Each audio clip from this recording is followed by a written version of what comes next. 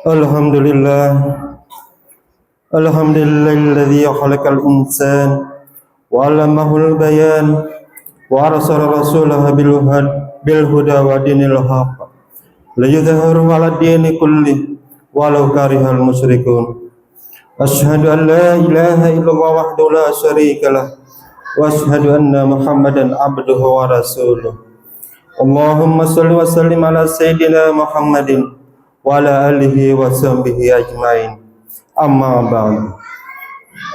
Wa ya ibadallah, ya ayyuhalladzina amanu taqullaha wa qulu qawlan sadida yuslih lakum a'malakum wa yaghfir lakum dhunubakum wa may yuti'illah wa rasulahu faqad faza fawzan 'azima. Kullu man 'alaiha fan wa yabqa wajhu rabbika dzul jalali wal ikram. Ma'asyiral muslimin sidang Jumat yang berbahagia. Pertama-tama marilah kita senantiasa meningkatkan ketakwaan kita kepada Allah Subhanahu wa taala dengan menjalankan semampu kita apa yang perintahkan oleh Allah Subhanahu wa taala dan senantiasa meninggalkan apa-apa yang dilarang oleh Allah Subhanahu wa taala. Ma'asyiral muslimin sidang Jumat yang berbahagia. Menjalani hidup di dunia ini bagaikan musafir yang berpergian di muka bumi. Sang musafir telah menyiapkan segala perbekalan yang bisa memudahkan perjalanan kita.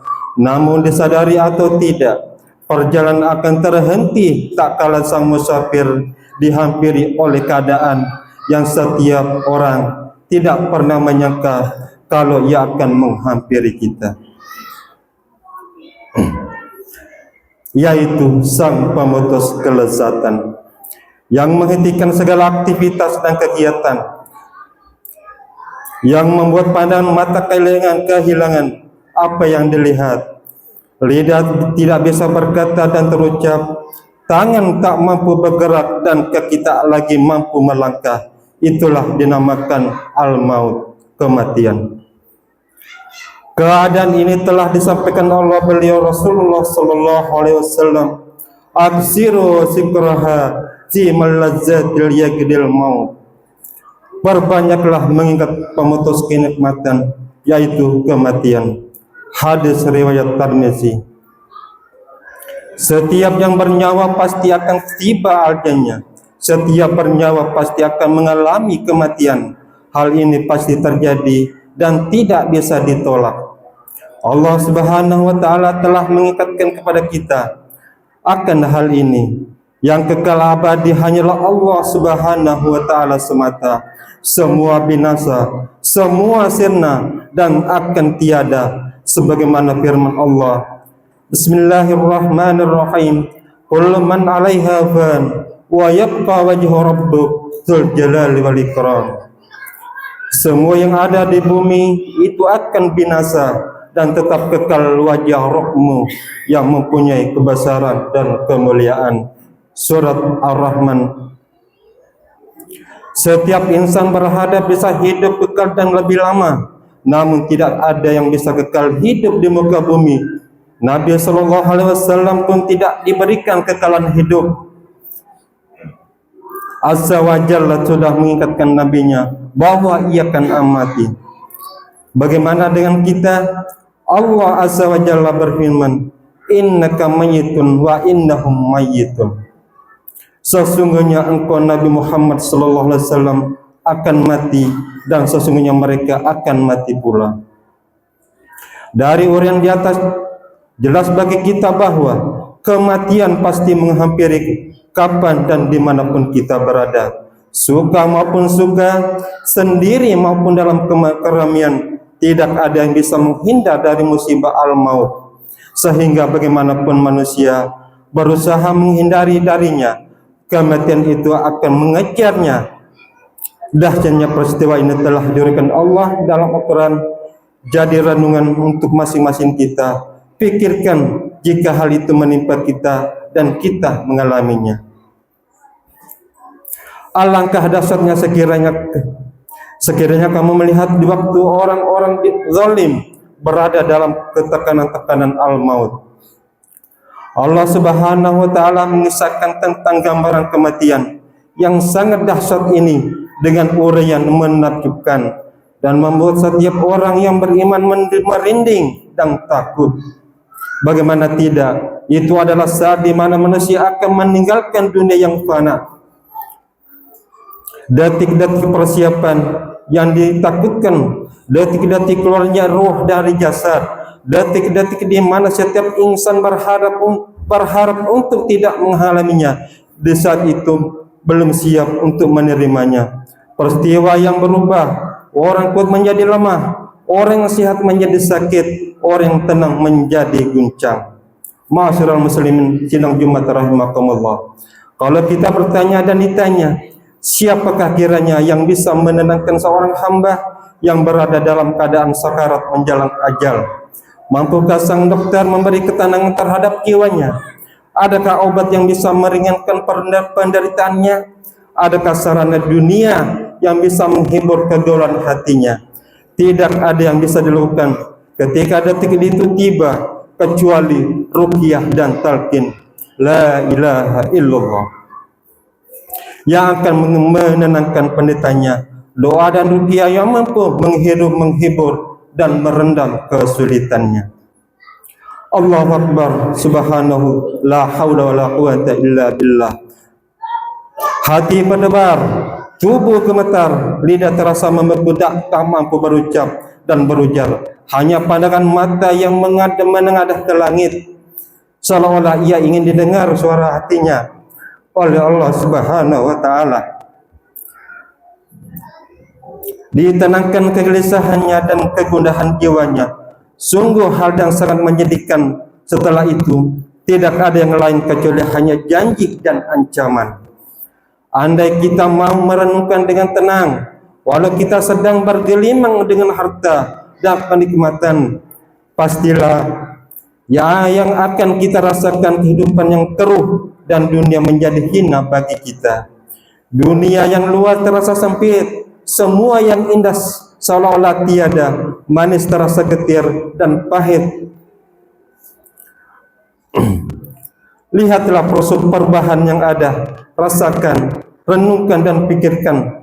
Kesenangan berubah menjadi kesedihan, kebahagiaan berubah menjadi kesusahan. Bagaimana tidak? Kita akan berpisah dari harta benda, kita akan berpisah dengan orang yang kita cintai, kita akan berpisah dengan anak kerabat dan orang-orang yang dekat dengan kita, menuju ke tempat mendapatkan balasan dan menjalani hisab yang sungguh amat sangat menakutkan. Sampai engkau mengakhiri perjalananmu yang panjang berat menuju salah satu dari kedua kelompok, yaitu kelompok surga atau kelompok neraka. Jika saat ini kita melihat mayit yang terbujur kaku, pikirkan dan katakan pada dirimu, hari ini ia terbujur kaku dan membisu, sekujur tubuh membeku. Mungkin besok aku akan alami hal yang sama yang menimpa saudaraku. Jika saat ini kita sedang menyaksikan seseorang tengah sekarat meregang nyawa dan engkau bimbing dia dengan talqin kalimat tauhid la ilaha illallah, membimbingnya untuk ingat Allah dan taubat, kiranya siapa yang akan membimbing darimu jika esok peristiwa itu akan menimpamu. Peristiwa inilah yang kita takutkan, kejadian ini yang kita khawatirkan. Masing-masing dari kita tidak akan pernah tahu, mampukah kita,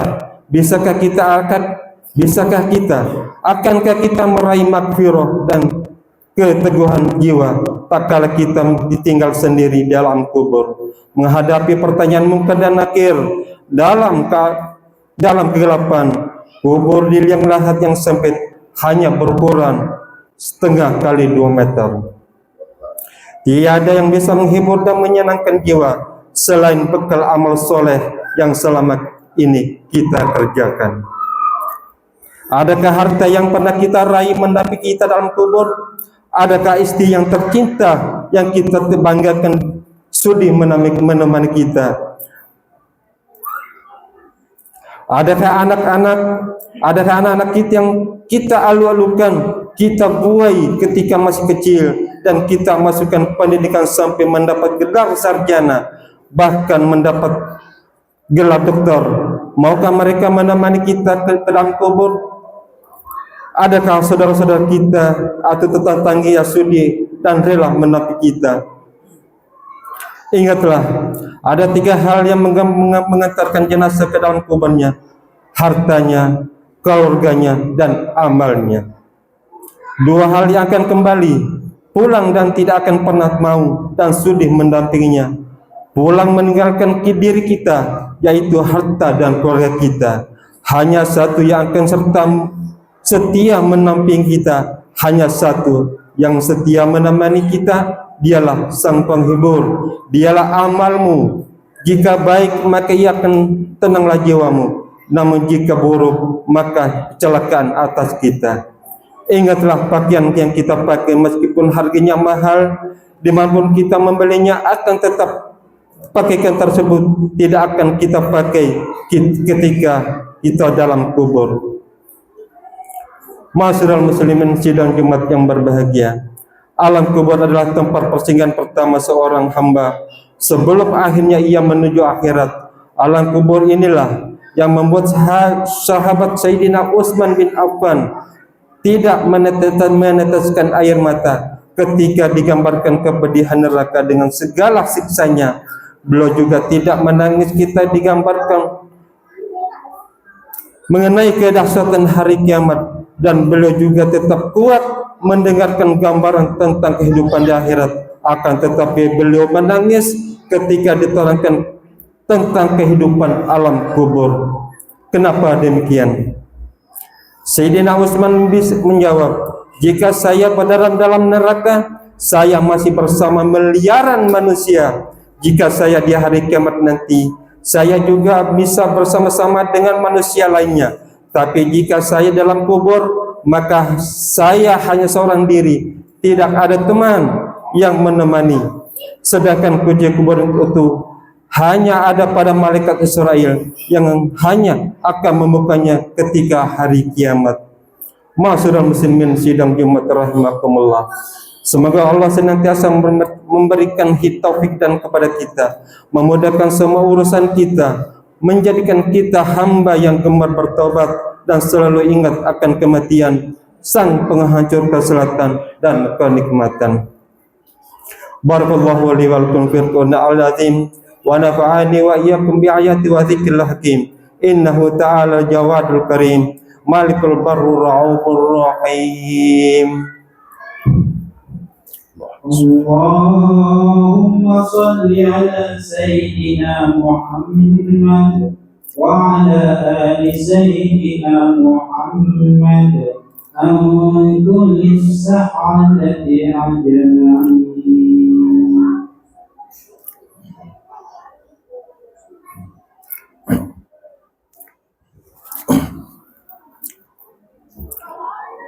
Alhamdulillah, alhamdulillahilladzi waqafa wa salli wa sallim ala sayyidina Muhammadin sayyidina Muhammadil Mustafa wa ala alihi wa sahbihi alil wafa.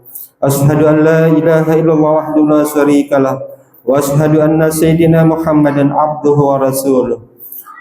Allahumma salli wa sallim ala sayyidina Muhammadin wa ala alihi wa sahbihi ajmain. Amma ba'du.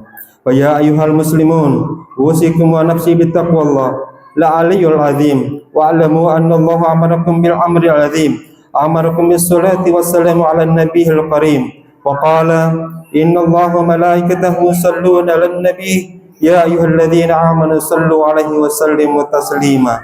Allahumma salli wa sallim ala sayyidina Muhammad wa ala alihi sayyidina Muhammad kama sallaita ala sayyidina Ibrahim wa ala ali sayyidina Ibrahim wa barik ala sayyidina Muhammadin wa ala alihi sayyidina Muhammad kama barakta ala sayyidina Ibrahim wa ala ali sayyidina Ibrahim fil alamin innaka Hamidum Majid.